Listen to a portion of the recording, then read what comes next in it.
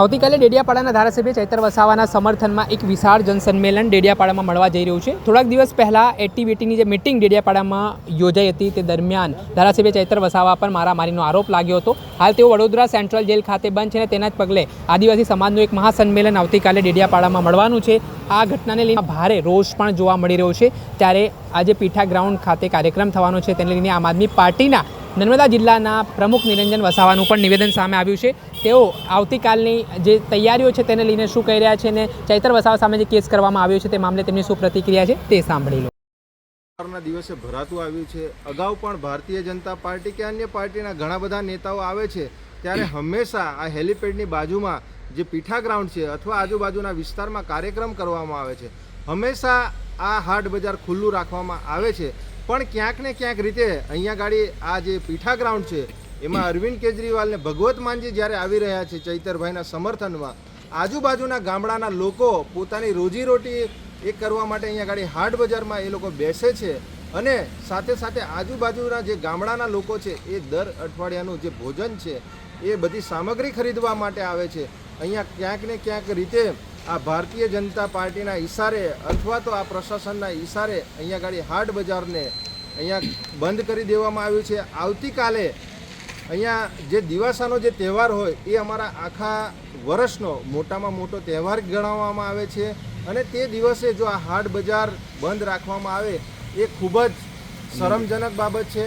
આજે અમે સરકારશ્રીને અને પ્રશાસનને પણ કહેવા માંગીએ છીએ, શું તમને ક્યાંક ને ક્યાંક ભગવત માનજીનો કે અરવિંદ કેજરીવાલજીનો અથવા તો ચૈતરભાઈની લોકચાહના જે દિવસે ને દિવસે વધતી રહેલી છે એનો ક્યાંક ને ક્યાંક તમને ડર છે? આવનારા દિવસોમાં જે તાલુકા પંચાયત, જિલ્લા પંચાયત અને નગરપાલિકાનું જે ઇલેક્શન આવી રહ્યું છે એમાં ક્યાંક ને ક્યાંક ડર દેખાઈ રહ્યો છે। એના માટે જ આ હાટ બજારને બંધ રાખવામાં આવ્યું છે। એના માટે જ આ ચૈતરભાઈ જે પ્રજાના પ્રશ્નો ઉઠાવે છે એમને કોઈક ને કોઈક રીતે ખોટા કેસોમાં ફસાવી અને ટાર્ગેટ કરવામાં આવ્યું છે।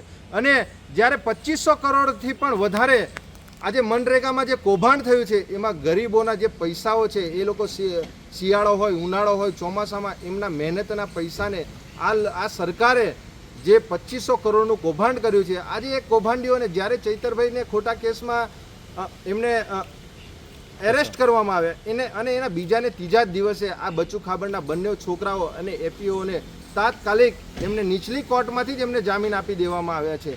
એટલે ક્યાંક ને ક્યાંક આ સરકારશ્રી અને આમાં અહીંયા ભાજપના દિગ્ગજ નેતાઓનો પણ અહીંયા ક્યાંક ને ક્યાંક સમાવેશ દેખાઈ રહ્યો છે। નિરંજનભાઈ વસાવા, એક તમને લાગી રહ્યું છે કે હાટ બજારમાંથી લોકો અહીંયા આવે રેલીમાં એટલા માટે તંત્ર દ્વારા બંધ કરવામાં આવી રહ્યું છે? હા, અહીંયા ગાડી ઘણા બધા લોકો આજુબાજુ ગામડાના વિસ્તારના લોકો છે એ લોકો અહીંયા ગાડી અઠવાડિયામાં એ લોકોના ઘર વકરી માટેનો જે સામાન છે એ ખરીદવા આવે છે અને આવતીકાલે ખરેખર તહેવાર છે, એ તહેવારમાં તો એ લોકો એમની ખરીદી કરવા આવવાના જ છે। તો તેવા સમયે આ હાટ બજાર બંધ કરી અને આ સરકારને પ્રશાસન શું કહેવા માંગી રહ્યું છે એક પ્રશ્નાર્થ ચિહ્ન છે। નિરંજનભાઈ વસાવા, નર્મદા જિલ્લા પ્રમુખ, આમ આદમી પાર્ટી। આપણે સાંભળ્યા હતા આમ આદમી પાર્ટીના નર્મદા જિલ્લા પ્રમુખ નિરંજન વસાવા, તેમનું મોટું નિવેદન સામે આવ્યું છે। જે રીતે ધારાસભ્ય ચૈતર વસાવા સામે કેસ કરવામાં આવ્યો છે તે મામલે નિરંજન વસાવા કહી રહ્યા છે કે ધારાસભ્ય ચૈતર વસાવા સામે ખોટી રીતે કેસ કરવામાં આવ્યો છે। આદિવાસી સમાજ માટે અવારનવાર ધારાસભ્ય લડતા હોય છે, જે વાત ક્યાંક ને ક્યાંક સરકારને ગમતી નથી।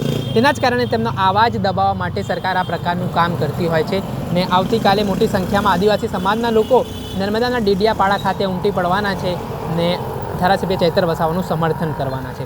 દર્શક મિત્રો, એન કવરેજ ન્યૂઝના લાઇક કરી લો, સબસ્ક્રાઇબ કરી લો અને શેર કરવાનું ભૂલતા નહીં।